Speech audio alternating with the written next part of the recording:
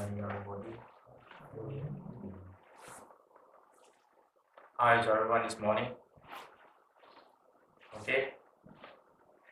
So yesterday, I do a review about what we talked about yesterday. We talked about meaning of mindfulness. Basically, in this retreat, we train ourselves to be mindful. What does it mean to be mindful? In this case, to be mindful means that one is aware at all times, and at the same time being attentive. So aware and attentive. And first, we are aware of whatever we are doing.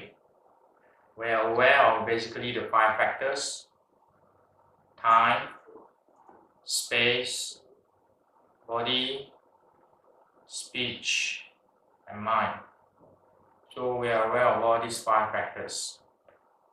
And with this awareness, then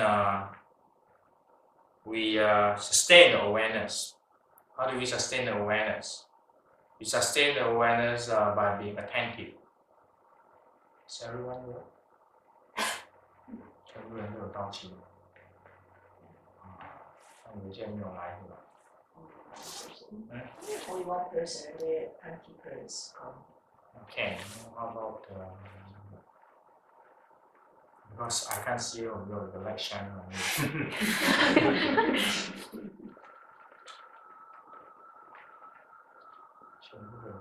So that's why it's okay. I'm not used to be in the limelight.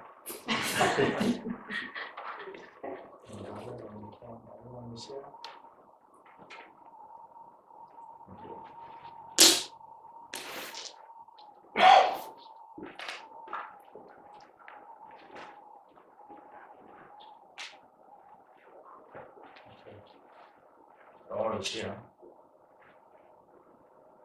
Much better.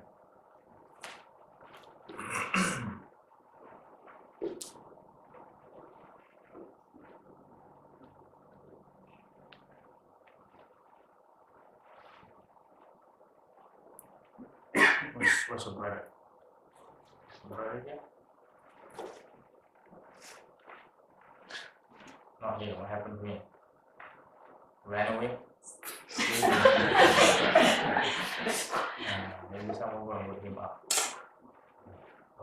他一个没有来，他弟弟没有。先去找他。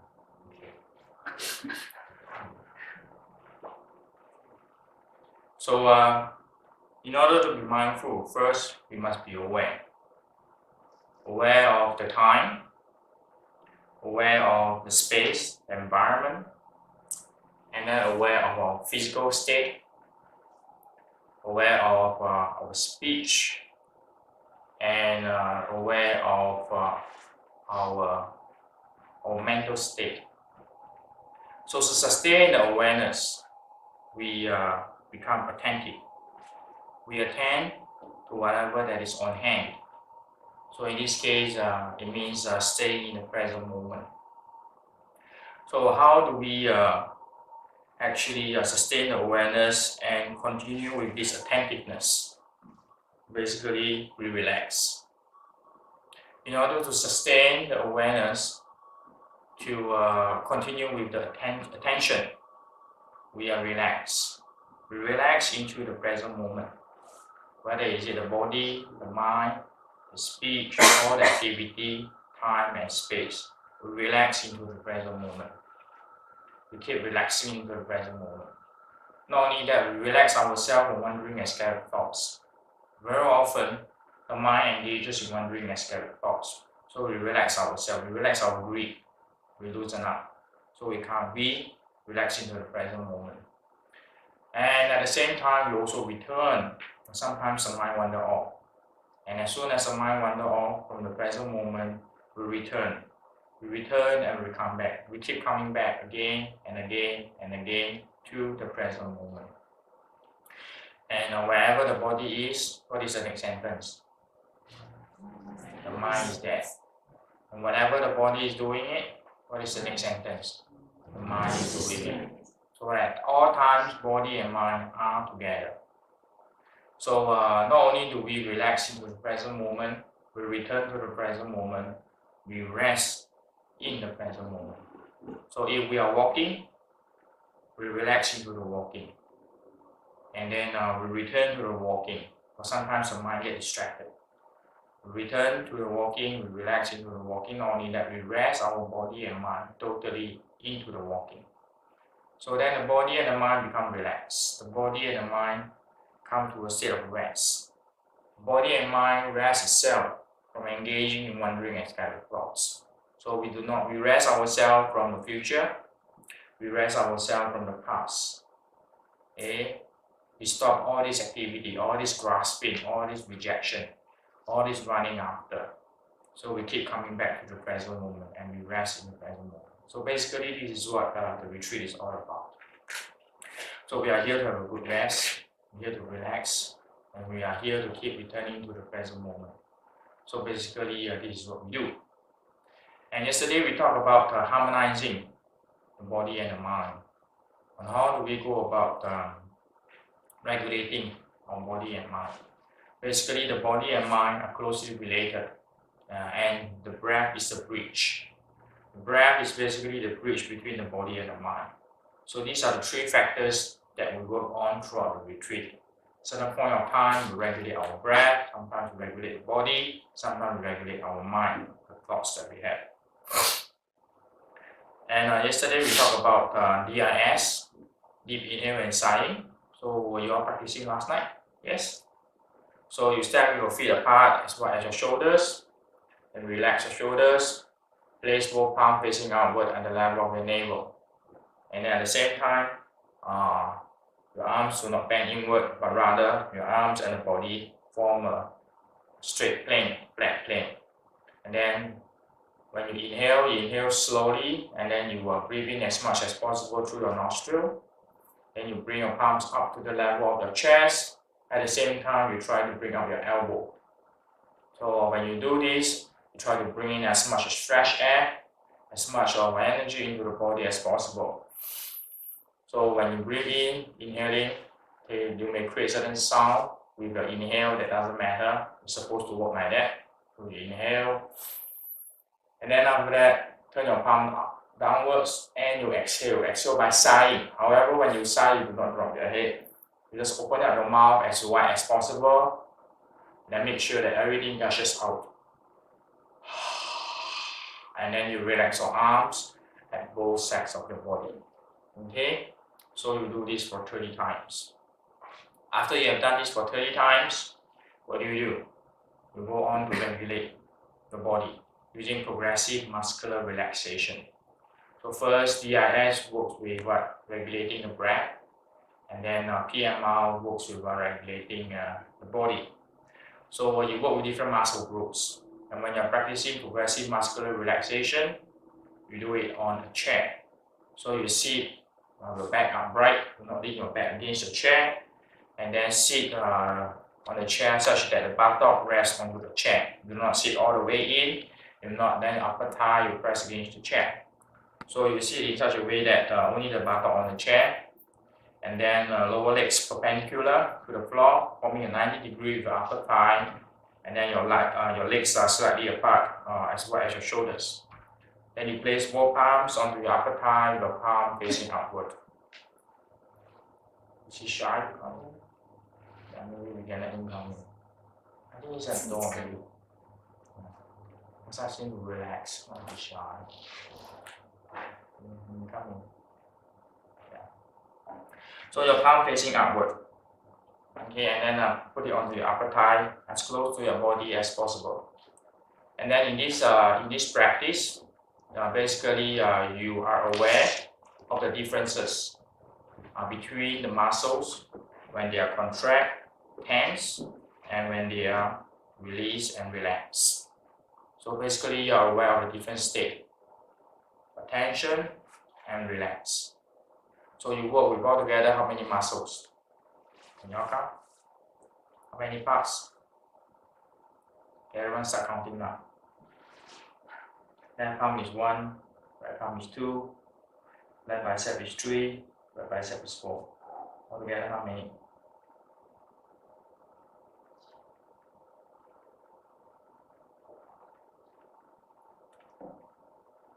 a test, you know. You fail the test, you get out of the retreat. 13. 13? 13. 19. Huh? 14. 14? 16? 19. 17? Actually, more than that. Shoulder is 1, you know. You don't use the left or the right shoulder. Oh, yeah. Okay, shoulder is 1. So one action is 1. Okay. Count again. Okay, that's to wake you up. Oh, you are still sleepy.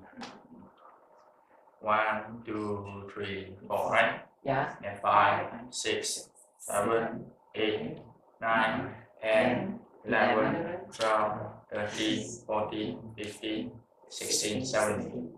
So all together, 17 muscles group.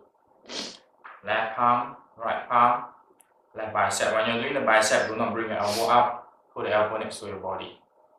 Left bicep, right bicep, shoulders, and then your forehead. Some of you cannot bring your forehead up. So what you can do is that you can use your palm, your fingers to help you. Some of you, your eyebrow cannot move, so you try to move it in like that. And I observe some of you are not able to move your facial muscles. So you can do this. And your eyelids, shut your eyes slightly. Some people, when you do this, everything comes together. Observe that. Okay. So please try to learn to differentiate the different muscles group. Okay, that is also a form of awareness practice. Then your mouth. So stretch your mouth as far as possible so you loosen up the jaw muscles. Very often when we are tense, okay, we clench our jaw. We clench our jaw. So stretch. So when you're doing a DIS, when you exhale or when you sigh, it should be as wide as when you're doing a PMR. So that the air rushes out. And then after that, the chest, inhale, hold, and then release. My top muscles, your upper thighs, left and right, your calves, left and right. So when you stretch your calf, okay, your heels on the floor, bring your feet up. Okay, the toes pointing towards you. So this is how you stretch. And then when you contract your toes, curl up your toes towards the center of the sole. So basically, this is what you do for PMR. So the first method is to regulate the breath. Second method is to regulate the body. So by regulating the breath, actually DIS is very useful. It actually is a form of Qigong or a form of energetic practices.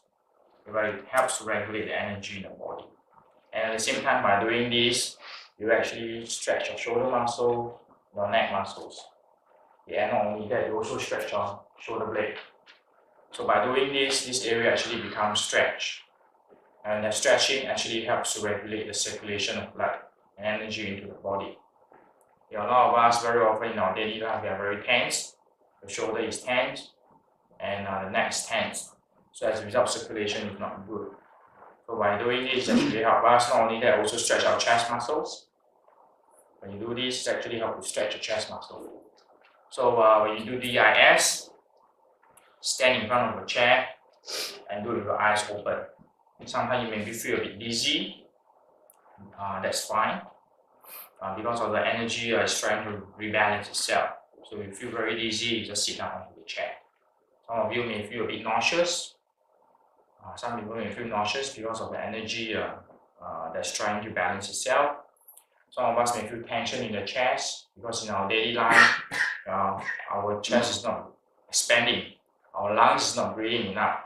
So as a result, the chest muscle is tense and very stiff. So by doing this exercise, you try to actually stretch and open up. So you may experience certain tension or even nauseous feeling. That's fine. And some people, when they are doing this, they may feel a tickling going up their neck to the head.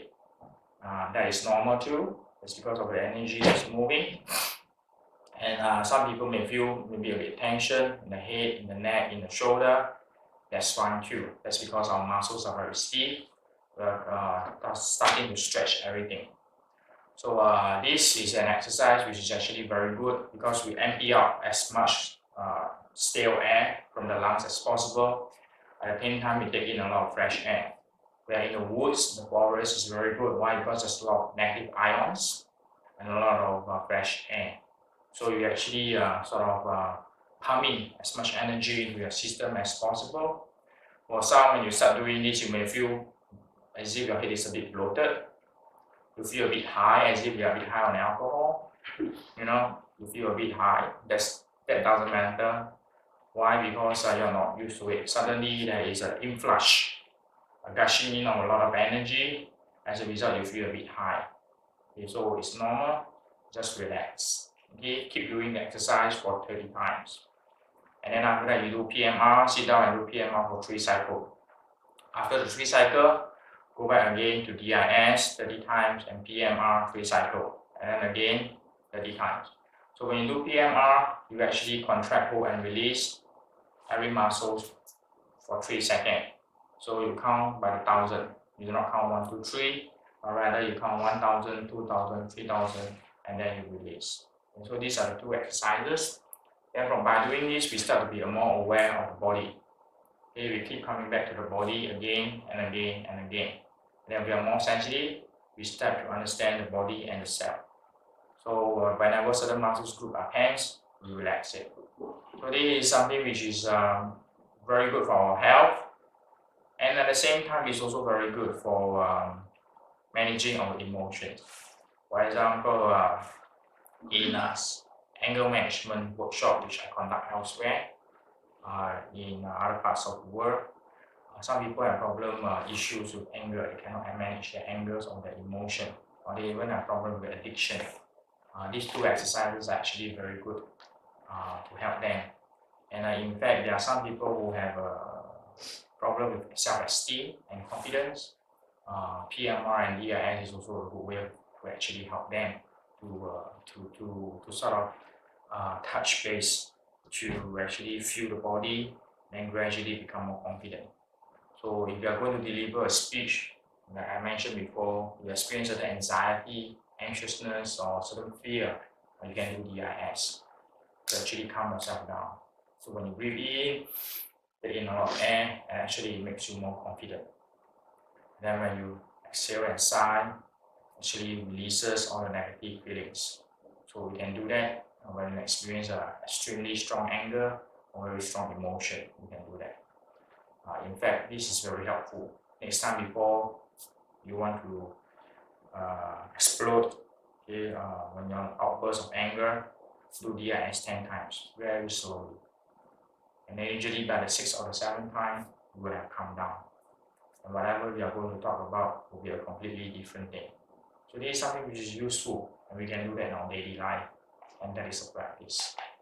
And when you experience other emotions, you can do PMR, not very strong emotions. By doing PMR, you actually divert your attention, bring your attention back to the body instead of dwelling on the problem that is troubling you. So after a while, you calm down, then your mind becomes clear. When your mind becomes clear, you have more awareness. Then you'll be in a better state to deal with the problem. Okay, is that clear? So this is basically what we are talking about, and we are reviewing it because some of you may still be in the process of settling. Some of you may not be in the right frame of mind yesterday because you're in a new environment, and then you may have traveled a long way here, so you may be tired and you may not be able to grasp on what was being taught. So everyone is clear about the method, right? So this morning I'm going to talk about the attitude of practice. In the sutra or the scripture, the Buddha gave an analogy of a vessel. A practitioner is like a vessel, just like a cup.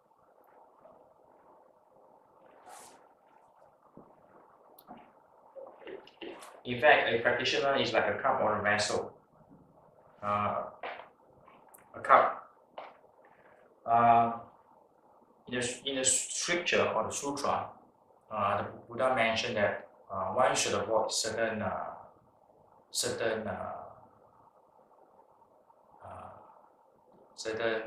situation, certain state whereby the vessel is in is not conducive for study or practice or learning.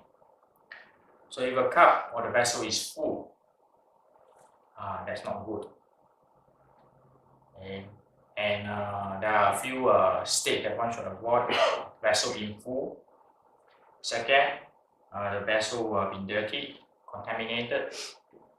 Third, the vessel that is upside down, inverted. And last, the vessel that has leakages, it's leaky. So what does that mean? So the vessel that is full, when the cup is full, what happens is that we cannot put in any more things. So similarly, when we come to a retreat or in life, when we are going to learn new things, it's always good to empty ourselves.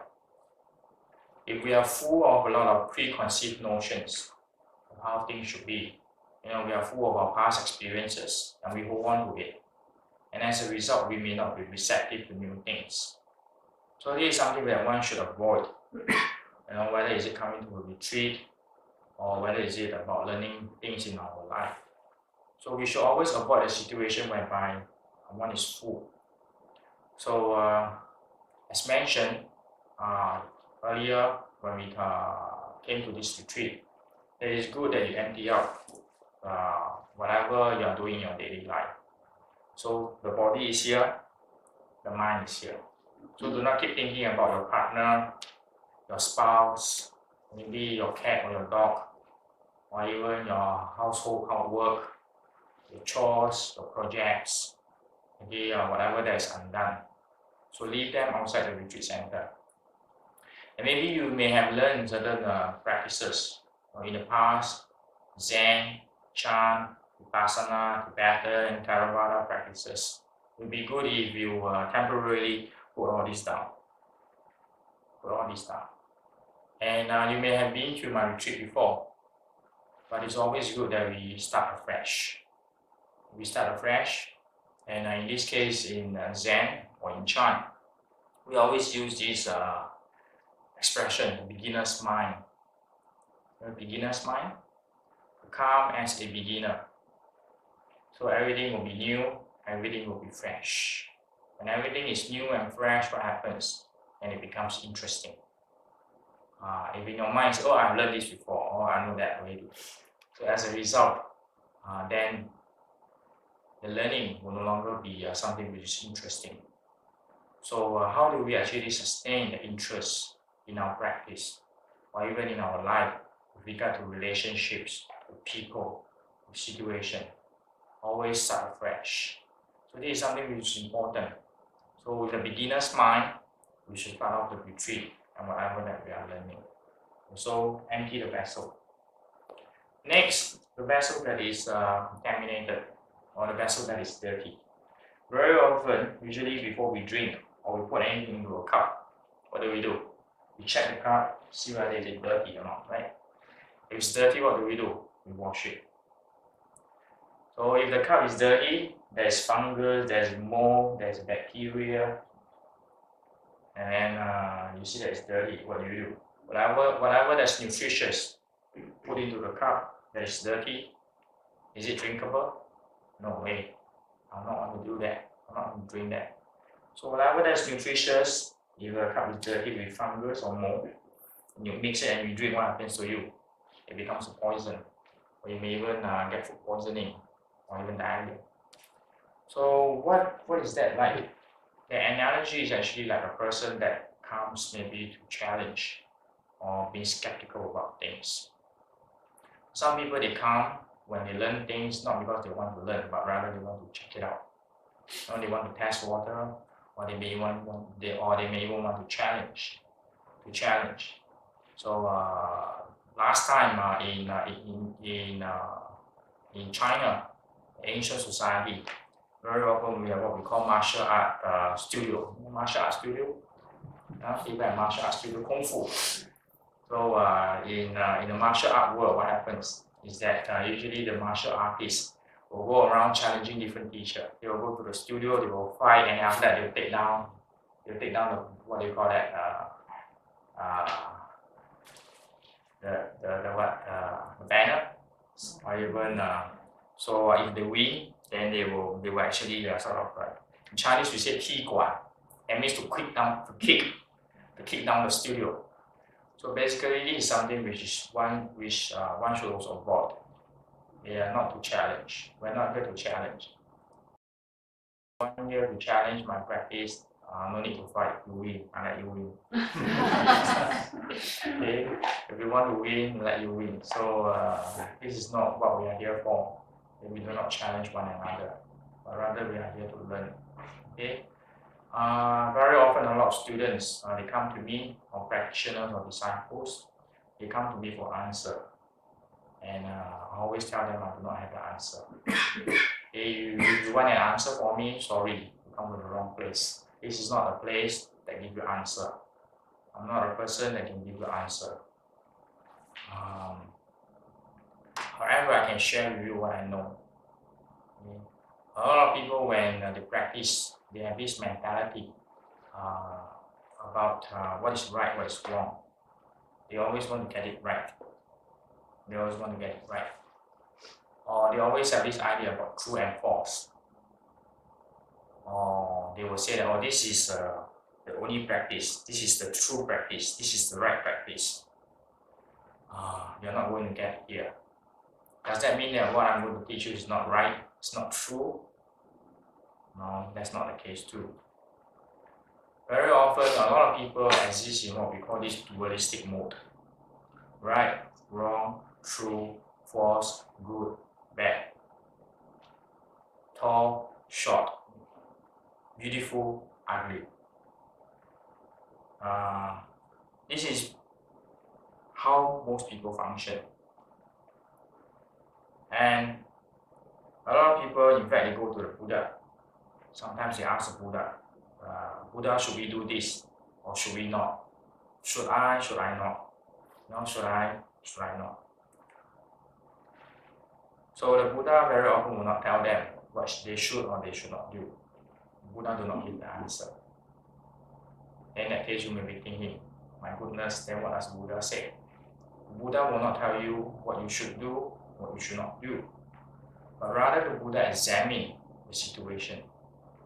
And he will present to you the different scenarios. The Buddha always teaches in a manner, he says, if you do this, you will get this result. If you do that, you get that result. So at the end of the day, what should one do? It depends on what results one wants. So the Buddha doesn't tell you what to do, but rather he gives you the choice. And in fact, that is also about life. And that is also about practice. So when you come to a retreat, what I can merely do is that I share with you my experiences and my knowledge about the practice. And then at the end of the day, it is your choice. You can choose to do what I have instructed, and then you get the result. If you choose not to follow my instruction, then I will not be responsible. So at the end of the day, it is up to our choice. So we are here not to challenge, but rather we are here to experiment. We are here to choose, to learn, and in fact that is what life is all about. So the second vessel that is contaminated is something that one should avoid. So third, what about the vessel that is inverted? When the cup is inverted, what happens to the cup? It cannot contain anything. So this is like a person that is unwilling to learn. We always have this Chinese expression, the cow that doesn't want to drink. So what happens? No matter how you press the head, the cow will not go down. So this is like the energy of the cup that is inverted. So if there is no willingness, there is no interest to learn, we cannot force, and nothing can go in. So if you feel cheated, you felt cheated, you were cheated to come to a retreat, then what happens? Well, I would suggest perhaps that you just follow along. There is always a Chinese expression. A person who went onto a ship of pirates. So what should one do? So since you boarded the ship which is full of pirates, then you might as well join the pirates and become one. Is there an English expression like that? Is there an English expression, Canadian expression? No? So there's this Chinese saying, since you came up the board full of pirates, then what should you do? Too late for you to leave the ship. Then join the pirates and be one of the pirates. So since you are here already, rather than feeling angry, disappointed, unwilling, then you might as well change your mind, your attitude, and then just go along to learn and to study. Okay? So basically that's what happens. We should avoid a vessel that's inverted or upside down. Last, a vessel that's leaky. Okay, that's cracked. There are cracks and holes. You pour things into the vessel, things can still go in, but it doesn't stay. So what does that mean? That is when one is not attentive, one doesn't take the effort to remember. So this goes in from here and then comes out here. We always have this expression, goes in from one side and come out from the other side. So try to remember. Okay, remember and then bring it to your heart and your mind, whatever has been instructed. So if one is forgetful, one does not be attentive, being attentive to the learning, then the learning will not be effective. Okay, so this is the 4 situations that one should avoid. Okay, vessel should be empty, vessel should be clean, the vessel should not be inverted, and the vessel should not be leaky. So in this case, then you will be able to get the best benefit from the practice. Is that clear? So this is something that one should bear in mind when we come to the retreat. Okay? So we talk about DIS, which is the regulation of the breath. We talk about PMR, which is the regulation of the body. So now I'm going to talk about another method, which is the regulation of the breath, and it's called RB or CB. What is it called? In short, it stands for controlled breathing or regulated breathing. So after you have done DIS 30 times, you have done PMR for 3 circles, then you can sit down on the chair. You sit down on the chair, straight back, and then not lean your back against the chair. Place both arms on your knees or upper thigh. Lower legs are perpendicular to the floor. Your legs about shoulder width apart. Then you come to your breathing. So you control your breathing, and this is called 3-1-5. What does it mean, 3-1-5? Very often, breath consists of 3 parts. So when we're breathing, breath consists of 3 parts. First, there is an inhale, and there is a pause, and after that an exhale, followed by an inhale, a pause, and an exhale. Okay, so basically this is what a cycle of breath consists of: inhale, pause, and exhale. So in this controlled breathing, what we do is that we try to regulate our breathing, regulate the speed of our breathing. Okay, we control the speed of our breathing. So we inhale for 3 seconds. And how do you count 3 seconds? By the 1,000. Smart. So 1,000, 2,000, 3,000. Okay, so that's 3. And then 1 stands for the pause. You pause for 1,000. And then after that, you exhale for 5,000, which is 5 seconds. 1,000, 2,000, 3,000, 4,000, 5,000. After you finish exhaling for 5 seconds, you inhale again for 3 seconds, pause for 1 second, and exhale for 5 seconds. So this is 3, 1, 5. 3, 1, 5. 3, 1, 5. Okay? In fact, when a person is in a deeper state of relaxation, when the body and mind is very relaxed, this will be the natural breathing. Okay? When we are in a state of relaxation, the speed of the breath is basically like that. Inhale for 3 seconds, we will hold 1 second, and exhale for 5 seconds. However, we are not in a relaxed state. So by regulating the breathing, we're actually trying to induce our body and mind into a deeper state of relaxation. Is that clear? If you have done DIS and PMR, your body and mind will have relaxed. If you do DIS and PMR very well, then naturally your body and mind will be able to settle down and relax and become calm. And when that happens, your breathing will actually, the speed of the breathing is actually 315. However, you may discover that after doing DIS and PMR, your body and mind is not really that relaxed, so that you can go on to the next stage of regulating your breath. Is that clear? So elsewhere in Singapore, I have a meditation classes. So usually one class is about 8 weeks, and there are different levels. And what we are learning here is level 1. So usually week 1, I will teach DIS and PMR, and then everyone will go home and practice for 7 days. And then second week, I will teach RB or CB. So imagine that, but in a retreat, I cannot wait for 7 days. Okay, so when retreat, we speed up everything. So that is why you have to be more intensive in your practice. So yesterday night, you have been practicing for about 2 hours, and this morning you practice for half an hour. So imagine that 7 days has gone by. Okay, and then now we meet again, and then we do controlled breathing or regulated breathing. Okay, so afterwards you can go outdoor. Okay, afterwards in practice session, do DIS and PMR. 30 times for DIS and then PMR 3 cycles.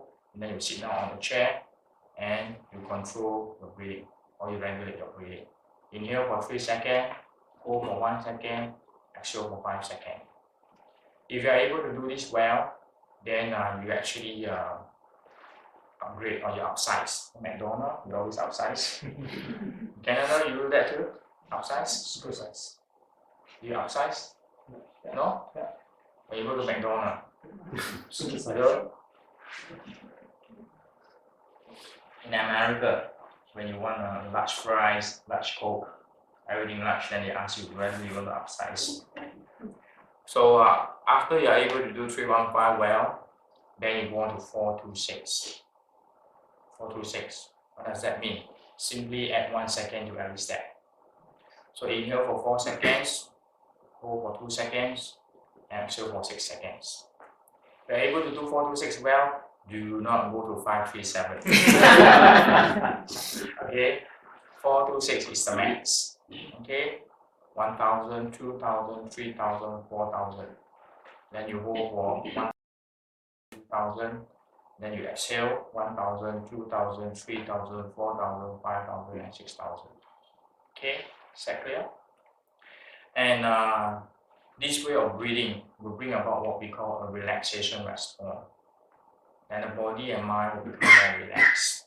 When the body and mind will become more relaxed, the body and mind become more settled. And then it becomes more calm, and gradually it becomes clear. And then we will have more awareness. Okay? This is a very simple method, but simple may not mean that it's easy. Okay? So if the mind wander off, then you come back again. Okay, sometimes you may be counting 1,000, 2,000, 3,000, and then you start thinking, what's my puppy doing at home? Okay, then you forgot the number. Okay, or some of you may even experience that already when you're doing DIS 30 times. So halfway through, you lost count. Where was I? What number was I? You realize that your mind wandered off, right? You cannot even sustain your attentiveness or your awareness for 30 times. So then we realize that actually our concentration span is so short. So from there, we start to have more self-awareness. We start to be aware of ourselves. Last time, I have a student, when she was practicing this DIS, halfway through she became very impatient. Then she said that she was on the verge of exploding. Why? Because she cannot take 30 times. So she was telling me in one of the class that after she did for about 10 times, she cannot take it anymore. So she went swimming. So she told me whether does it have the same effect. I said no, definitely not. Okay, so actually doing the practice is very good. So from the practice, we start to have more awareness. Not only are we aware of what we are doing, that is the first level of awareness. Then after that, the awareness actually projects inward. You start to be aware of yourself. You start to understand yourself through the practice. Okay, yes. How many repetitions of CB? How many repetitions Repetition. of CB? CB, you keep doing it until the end of the session when the bells ring. Okay? Yes, and then the next session you start off again with DIS, PMR, and then CB. Okay, yes. You exhale through your mouth or you exhale No, in the CB, you do all through your nostril. Okay? You do not do that outdoor, you open your mouth, let the mosquito fly. So when you're doing DIS, they are not going to So, but when you're doing CB, okay, everything through your nostril. Okay. If you have difficulty doing CB, you feel that your mind is just wandering and scattered. Very difficult for you to stay on the method. Then what do? Go back to PMR. Okay. If you feel that you have difficulty doing PMR, then you go back to DIS. Okay. So some people CB they can do it for a while, but after that they feel that they can't do it. They become very tense. Okay. Then what happens? You just go back to DIS and PMR again. Okay. So in CB, what happens is that your breathing has to be relaxed. Okay, you cannot be tense. When you're controlling your breathing, you cannot be tense. A lot of us are used to, when we control certain things, it's always in a state of tension. We tense our body, we tense our mind when we are intentionally doing something. This is our natural habit. So over here in the retreat, when we start to learn Chan, we try to change our habits. A lot of people, when they are intentionally doing something, they actually become very tense. Or when they are trying to control certain things, they become tense. So in a CB, we try to control our breathing, but at the same time in relaxed state.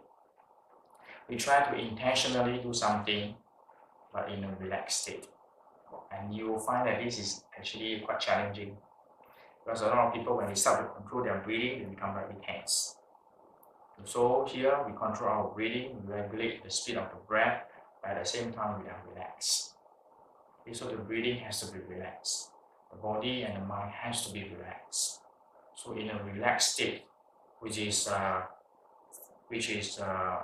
created through DIS and PMR. Okay, so you actually bring your relaxation deeper by doing CB.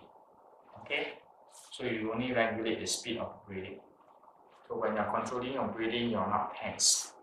However, if you feel that as you do CB more, you become more and more tense, then what do? Then just stop. Go back to DIS and PMR. Okay, is that clear?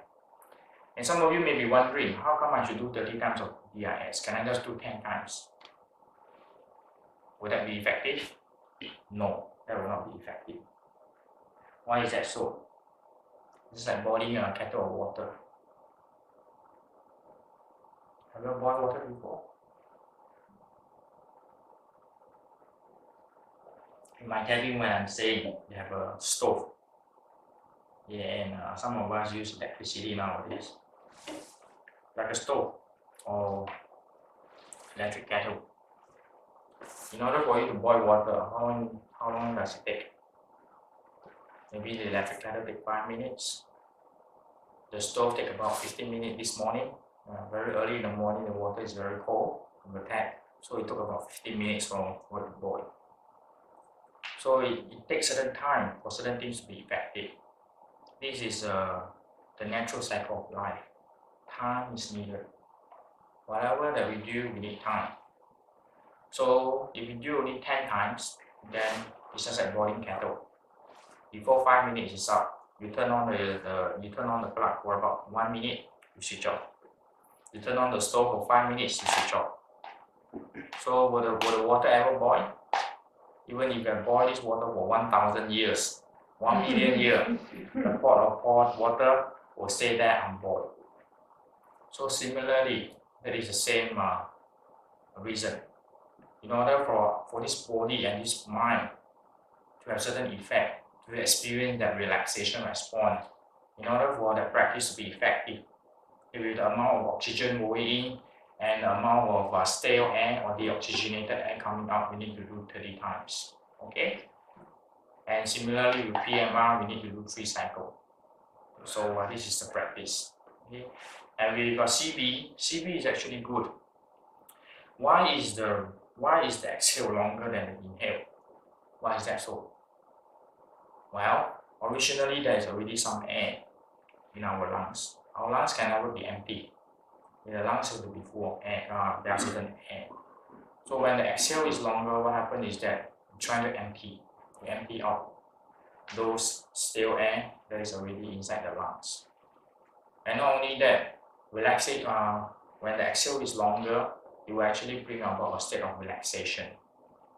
When we exhale longer, the exhale is longer than the inhale, it makes us more relaxed. And this exercise being done will actually help us to purify our blood over a long period of time. Very often our blood is very acidic. And as we know, we do not want our body to be acidic, right? When the body is acidic, there is a lot of problem. So we want the pH level to be as neutral or as alkaline as possible. So when we have a lot of carbon dioxide in the body, what happens here is that there's a lot of carbonic acid. So our blood in our body will be acidic, and that is not so healthy. So by doing these exercises, BIS and CB, we actually try to clean up the body so that the body does not become so acidic. Okay, so there are certain health benefits. And at the same time, we know that when we breathe in this manner, we're trying to induce the body into a state of relaxation. And then gradually the body and mind will calm down. We'll feel more peaceful and we'll feel more settled. Okay, is that clear? Any question? Okay, if there's no question, that will be your practice for today. So afterwards, we'll take a short break, and after the break, we'll come back to DIS, PMR, and CB outside. Okay, so that's all for this morning. Massage your legs a little bit.